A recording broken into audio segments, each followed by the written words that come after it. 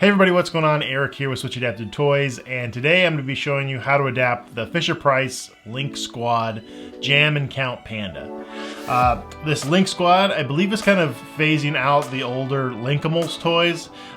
These toys kind of create a boy band, but they still like talk to each other like the Linkimals do, which is nice because if you adapt one of them, you kind of have a bunch of other toys that will kind of interact and kind of play along with just the one toy adapted. So it's a great option, and Fisher-Price makes good toys, and generally they're pretty easy to adapt.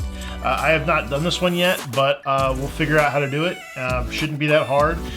There are a lot of buttons on the toy, and I don't think it's very feasible to put 10 switches in here to control each one of these buttons. So what kind of makes the most sense to me and the most bang for your buck is to adapt this ball, which makes the toy sing a song. It's got a couple different songs that it sings, and lights light up and stuff like that. Once we get in here, we might decide we want to adapt something else. This kind of does like a fun electric guitar riff. So that might be something that we can look into, but we definitely want to see if we can get to this ball and get this toy to kind of play a song every time the button's pressed. So if you like this video, or if you find it helpful, make sure you hit the like button and hit subscribe to stay up to date on all our latest videos. Switch Adapted Toys is a 501c3 nonprofit organization, and our whole mission is to make play possible for kids of all abilities. We do this by creating free how-to videos and other resources that are on our website, including files so that you can 3D print your own Switch button for a fraction of the cost of what it would cost to buy a button. All those resources are completely free, and if that's something that interests you, I encourage you to check out our website. It is www.switchtoys.org. But without further ado, let's just go ahead and jump right into it. The first thing we're going to do is turn the toy over and remove all the screws on the backside.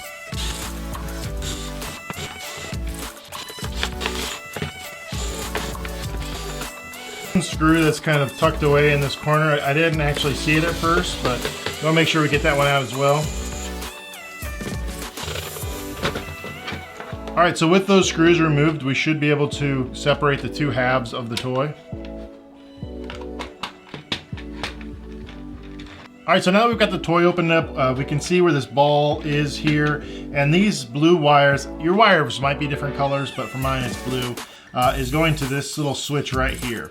And that is what is actually getting triggered when the ball rotates. So what I'm going to do is I'm going to take this screw out so that I can get access to that switch.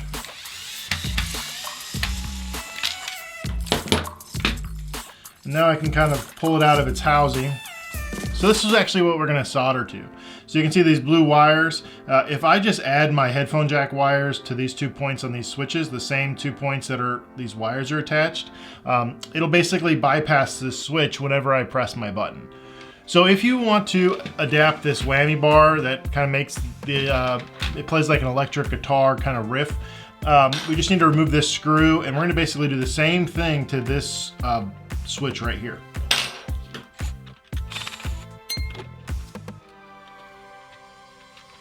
Alright, so next we're going to drill our holes for our cords. And I'm going to do that on the back side of the toy, kind of down here by his tail. We can kind of drill underneath this battery compartment, and there should be plenty of room there for all of our cords. So that's what I'm going to do. I'm going to do both of those buttons. I'm going to do the whammy bar and the ball. So I need 2 holes for 2 cords. Alright, so now we're going to fish our headphone jack wires through those holes. Now I've got a mono headphone jack here. It's got 2 wires. This is exactly what you'd think of like when you think of like plugging in some headphones to listen to some music. You can get these on Amazon. They're pretty darn cheap. I really recommend that you get the mono.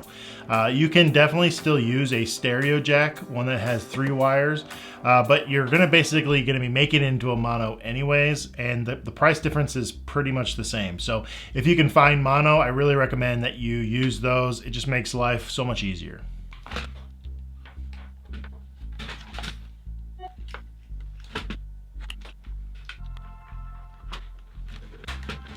So just for convenience, I'm going to go ahead and disconnect this little wiring harness that connects the batteries to the rest of the toy.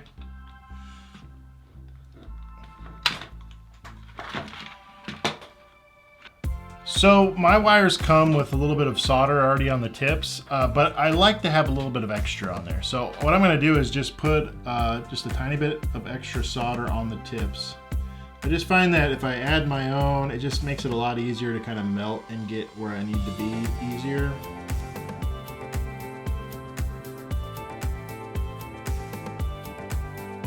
And I am by no means an expert at this. I am not like an electrician or an engineer or anything like that, but I promise you, like, this is not that hard. You could totally do it. All right, so now we can solder our headphone jack wires to the switch. So the best way to do this is to remove the wires from the switch. And I'm just gonna do that by using my soldering iron to heat up the solder. Just make sure you make note of which prongs the wires went to. Now what I'm gonna do is I'm gonna strip back some of the casing on the wire. You really want to avoid making these wires any shorter just because there's not a lot of extra slack in there to begin with. So I didn't even cut them, I just heated that solder off and then stripped some of the casing away. And I'm going to do that the same thing for my headphone jack wires. Now what I'm going to do is I'm going to take one of my wires that originally was on that switch and I'm going to twist it with one of the wires from my headphone jack.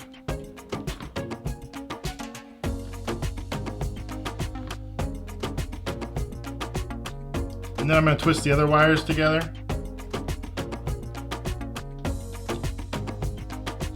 And then I can go ahead and throw some solder on those and make a good connection. This will kind of hold everything in place. And then now I'll heat this solder up when I go to take it back to the switch. And then I can just reattach it to the switch.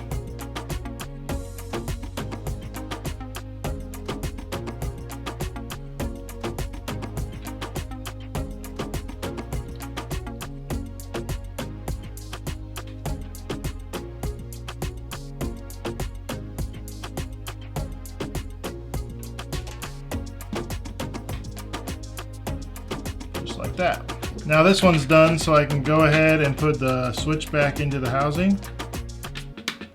And I'm going to do the same thing for the whammy bar switch. I'm going to heat up the solder so I can remove these wires from the switch.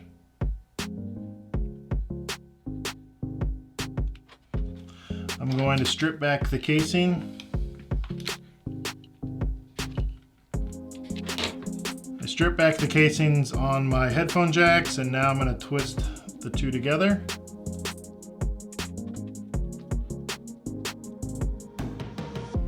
And I'm going to twist the other two together. And then I'm going to put some solder on each of the wires.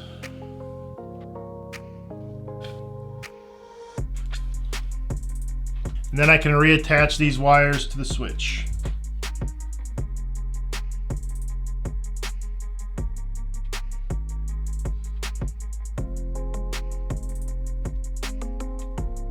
Give them a little bit of a tug and just make sure that they're on there good.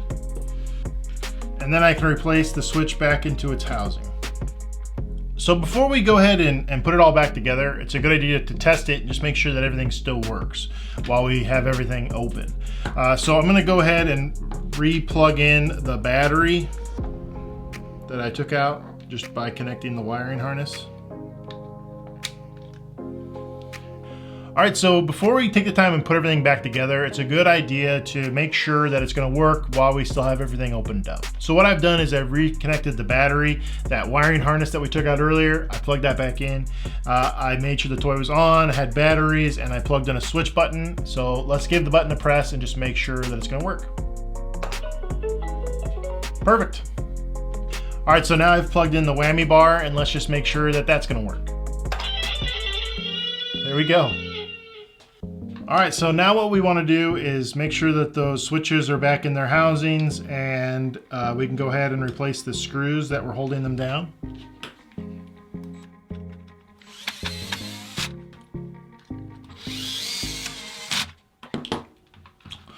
All right, now I'm going to pull out the extra slack that I have on my headphone jack wires. I don't want to leave a ton of wire inside the toy. But before we close it up, what we're going to do is put some zip ties around the wire on the inside of the toy. That will basically act like a barrier so that if a child were to yank on the cord. It doesn't just pull the whole thing out. And I find that the thinner the zip tie, the better. It just kind of grips the wire better. And you want to make sure you put the zip tie in a place where the zip tie will actually engage with like the outside of the toy if they pull it. So in other words, you don't want to put your zip tie way down here, because then it's never going to engage with the side and the child can still just kind of pull the whole thing out. Now I'm going to cut off the extra bit of zip tie.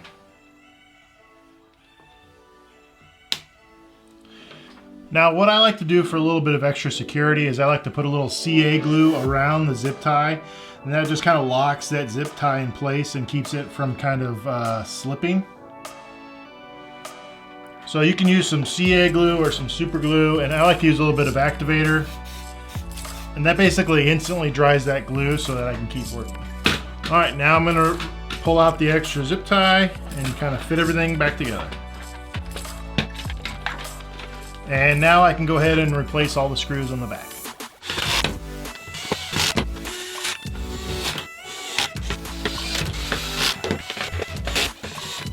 Alright, so that's pretty much it. Let's give our button one more press and just make sure that everything still works. Here we go. So if you like this video, or if you find it helpful, make sure you hit the like button and hit subscribe. It really does help us out in a huge way, and that way you stay up to date on all our latest videos. If you want to find out more about Switch Adapted Toys, you could do so on our website, which is www.switchtoys.org.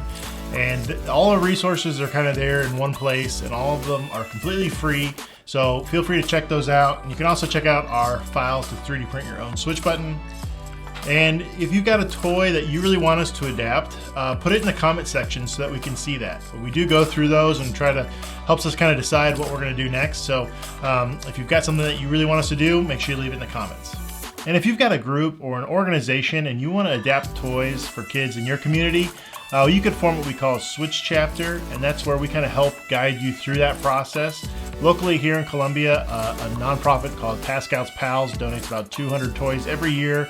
We get volunteers to help adapt them, and we give them away at Christmas time. So if that's something that you're interested in bringing to your town, you can check out our website for more information. Again, it's www.switchtoys.org. Lastly, if doing it yourself just isn't your thing, we do have a Etsy shop where we sell some pre-adapted toys, and I'll adapt them for you, ship them out to you, they'll be ready to play with, and the proceeds help support what we're doing. And we also have t-shirts and some merch on there as well, if that's something that you're interested in. And again, it all just goes back into what we're trying to do here, make play possible for kids of all abilities. So I guess that's it. I'm Eric with Switch Adapted Toys, and we'll see you next time. Switch Adapted Toys, making play possible. That's what makes us best friends forever. You can learn from me, and I'll learn from you. Best friends, best friends. Taking turns, laughing and sharing.